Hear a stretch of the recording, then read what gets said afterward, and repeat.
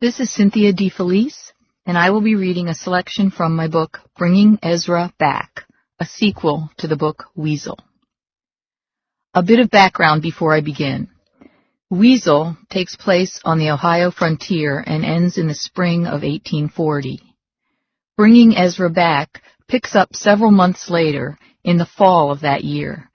Nathan Fowler, 12 years old now, his sister Molly, 10, and their pa always look forward to the arrival of the peddler, whose pack is filled with wonders and who brings news of the world far from their remote farm in the woods. One day around harvest time he shows up, but to Nathan's dismay, it is not Isaac, the peddler they know and love, but a new fellow by the name of Orrin Beckwith. In the course of Beckwith's evening at the Fowler's cabin, a broadside advertising a traveling show falls from his pack. The show features human oddities, curiosities, and monstrosities, including a white Injun, a man with no name and no tongue. Realizing this white Injun can only be their mute friend Ezra, a victim of Weasel's cruelty, Nathan declares his determination to find Ezra and bring him back. Next morning, Pa told me it was settled. I was leaving that very day to go with Orrin Beckwith. Beckwith would take me back along his route into Pennsylvania, where he was sure we'd hear news of the traveling show. It all seemed so sudden-like. The plan, as Pa had just described it, sounded as wiggly as his eyesight. All at once, I had my doubts about it. Pa must have known, because he caught my eye and gave a sideways glance at Molly. Then I knew there was more he wanted to say to me, but not in front of her. I nodded to show I understood. I looked at Orrin Beckwith, who was settling up with Pa over the cost of Molly's dyes, and felt more than a little uncertain at the prospect of heading off with him. Then I thought of Ezra again and pushed the uneasiness out of my mind. Pa caught up with me when I was doing my chores. I'd fed the chickens and Job, our horse, and was milking Golly when Pa came into the barn. I kept my eyes on the stream of milk hitting the pail while we talked. "Nathan," he said, "I'm of two minds about this thing. I want to help Ezra, but not if it means putting you in danger." There was silence for a minute, and I looked at Pa. He was rubbing his eyes with the heels of his hands. His shoulders looked droopy. The worry in his mind showed all over his body.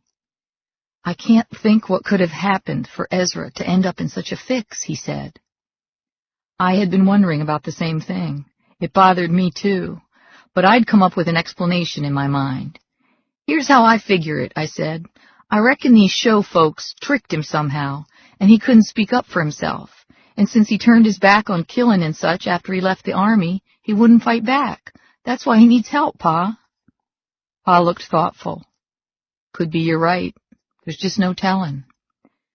"I expect finding him will be the hardest part," I said, then shrugged. "After that, I'll bring him home with me." Pa hesitated a minute. "What if he doesn't want to come?" I looked at him, astonished. Why wouldn't he want to leave that show? You know how he is about being around people. "Yes," Pa said gently, "and that includes us too, Nathan." "But—" "Oh, I know Ezra cares for you and Molly and me," Pa went on, "but he's given up on white folks' ways, you know that." "At least I can get him away from that show, and then—" My voice trailed off. I didn't know what would come next. Pa shook his head. "Say he is with the show against his will. Who's holding him? And what's a boy, even one near grown like yourself, going to do about it?" I was quiet, thinking. "I reckon I can't know till I get there," I said finally. Pa looked at me, and in his face I could see how much he wished he could do this instead of me. "I'm not afraid, Pa," I lied. "I am," he said, but his voice was so low I wasn't sure I'd heard right. After a moment, he spoke again. "I remember listening to a preacher one time. He said that when a man is faced with a decision, A hard choice is almost always the right one. But I can't figure out which is harder, turning my back on Ezra's trouble or sending you off after him. I keep wondering what your mama would say about all this. She'd want me to help Ezra, I said without hesitating a minute. You know how she was. Yes, but she'd rather have died herself than see you come to harm, Pa said. My eyes blurred with sudden tears, and I tried to blink them away. Nothing's going to happen to me, Pa. After a moment I added, though I wish it was Isaac I was going with, instead of Beckwith. Pa looked at me curiously. Beckwith gave me his word he'll stay with you until you find Ezra. He seems a decent fellow. I shrugged. I didn't want Pa to change his mind, so I decided not to say any more. But it was like Pa knew how I was feeling. He sighed and said, Nathan, there's another reason I'm going to allow you to do this, besides Ezra's needing help. What's that? I asked. Ever since that business with Weasel, you've reminded me of a horse I used to have, he said. A horse? I repeated. Which one?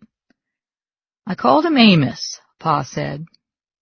Pa named all his horses out of the Bible, but I didn't recollect one by that name. It was before you were born, Pa went on.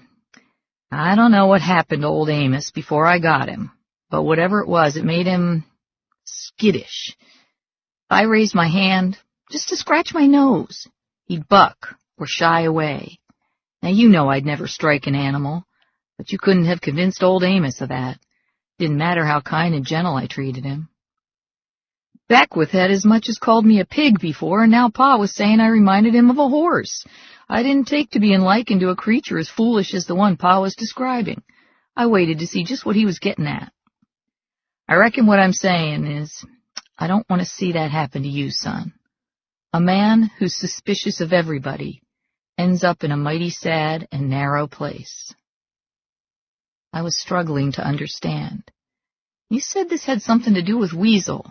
Are you saying I'm wrong to be wary of him and his kind? No, Pa said softly. The trouble comes when you can't see the difference between him and his kind and regular, well-meaning folks. I waited for him to go on. That's why I'm thinking it might do you good to go out in the world a bit. Open your eyes to all the different sorts of people out there. I stood quiet, trying to let my thoughts settle. Pa was going to let me go after Ezra. That was good, even though I didn't much hold with his reasoning, especially the part about the horse. Pa reached into his trouser pocket and held something out to me. It was a cloth pouch with a leather drawstring. Take this, he said. If you need it, spend it. I opened the pouch and stared at the $5 gold piece. It hardly seemed real. But Pa, where did it come from? It was your mama's. She was saving it. She always said there'd come a day when we'd have need of it. I reckon she'd want you to have it now. It made me feel safer somehow to have Mama's gift with me, close to my heart. I slipped the pouch over my head and hid it under my shirt so nobody, including Beckwith, would know it was there. I hope not to use it, I said. I'd like for you to get yourself some of those spectacles. Pa smiled. Wouldn't that be something? After a moment, he said, Beckwith's anxious to get on his way, Nathan, so when you're finished here, we'll get you packed up and then... He stopped there. I didn't want to think about saying goodbye till I had to, and I reckon he didn't either. I'll be just a few more minutes, I told him. When I finished milking Golly, I gave her a pat and led her into the fenced-in pasture. Then I brought Job out to join her.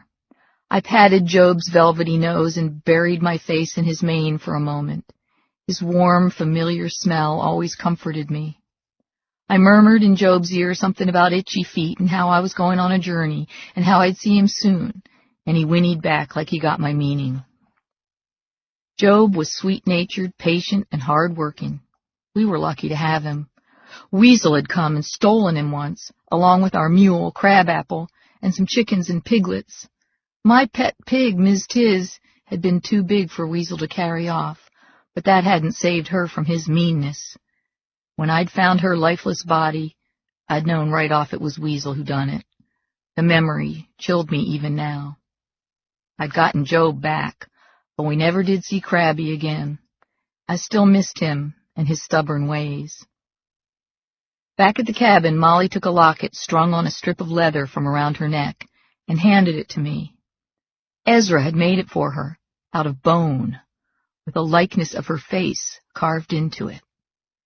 Then she took a tall black hat from the hook on the wall and placed it on my head. It used to be Ezra's, and I'd told him once how someday I aimed to get me a hat just like it. When he'd gone away in the spring, he'd left Molly the locket with a snip of his hair inside, and he'd left me the hat, along with a message to be happy wearing it. "Come back soon," Molly said fiercely, "with Ezra." Hi, Cynthia. Your new novel, Bringing Ezra Back, is the long-anticipated sequel to the popular Weasel. Why did you decide to continue the story? Well, Weasel was published in 1990, and since then I have been amazed at the number of schools that have made it part of their curriculum, and I've received literally thousands of letters from kids begging for a sequel.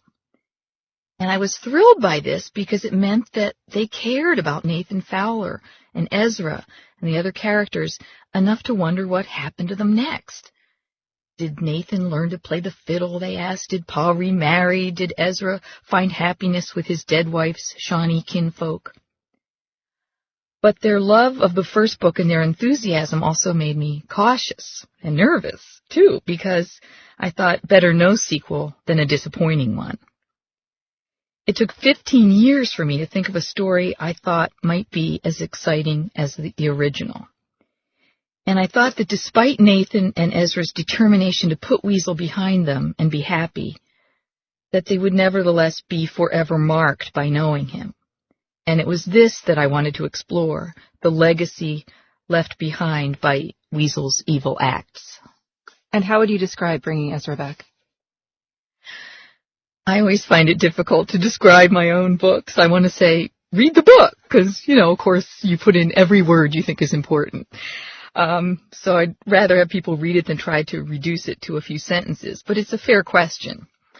The book, of course, is historical fiction, and it's the story of Nathan's journey through the landscape of Ohio and Pennsylvania in 1840, as well as a continuation of his journey toward understanding his world and the people in it. One thing that was fun in this book was that there were more occasions for humor in this one than in Weasel, and I had great fun with the characters of Orrin Beckwith and the itinerant portrait painter, Joseph Honeywell, as well as all the characters in the so-called freak show. Cynthia, in your books, you're always exploring human nature, the bad and the good. In Bringing Ezra Back, the characters come through harrowing episodes, but find a measure of peace through the bonds of friendship and love. What draws you to this theme? Well, it seems to me that our most important job in life is to learn how to proceed in the face of a world where things are seldom black and white. My middle grade readers are struggling every day to find their way through the gray areas that characterize almost every action they take and every decision they make. Nobody escapes. We all have those harrowing episodes and struggles in our lives. When my readers travel through their own dark forests, I guess I hope that some of Nathan's experiences will be helpful to them. In the book Weasel, the character of Weasel himself epitomized pure evil. In this book, Nathan copes with the realization that most people aren't all good or all bad, but a confusing combination of many characteristics. He finds that he needs to develop instincts about people and learn to trust himself. You are known for historical fiction, but readers notice that you never get bogged down in historical detail, but rather use it to propel the story forward. How do you walk that fine line? Oh boy, it is a fine line, and I feel so strongly that you can't let your research show. Kids don't want to plod through paragraphs of description, but they love to be transported to another time and place. I guess the most important thing is that when I begin a book of historical fiction, I have to be able to imagine a young character in that place and time having a rip-roaring good adventure.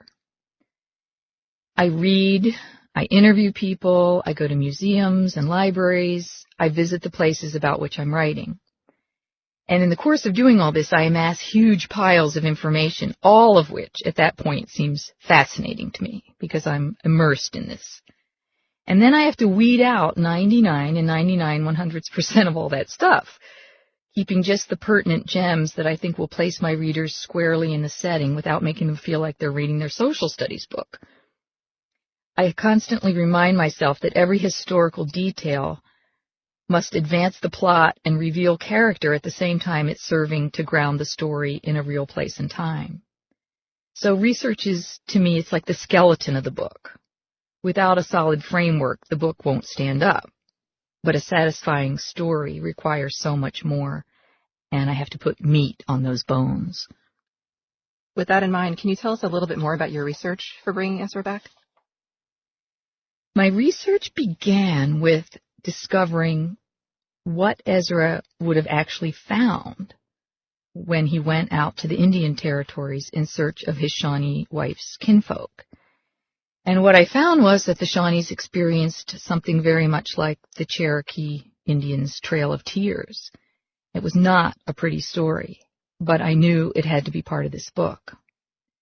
Secondly, I needed to learn about the itinerant peddlers, the Yankee peddlers, the people who plied their trades in the woods, who survived on the strength of their wits as well as the strength of their backs. And lastly, the spectacle of the traveling freak shows of the time. It always fascinated me. And this required many hours in libraries and also on the internet as well. How does your past experience as a storyteller inform your writing, your description of settings, memorable characters, and colorful dialogue? Well, I really do think telling stories aloud has helped me in my writing. When you tell a story, you quickly find out what works and what doesn't, since your audience is right there before your eyes. Long descriptions and expository passages are much less effective than dialogue and brisk narration. It's important to evoke characters through the things they say and the way they talk.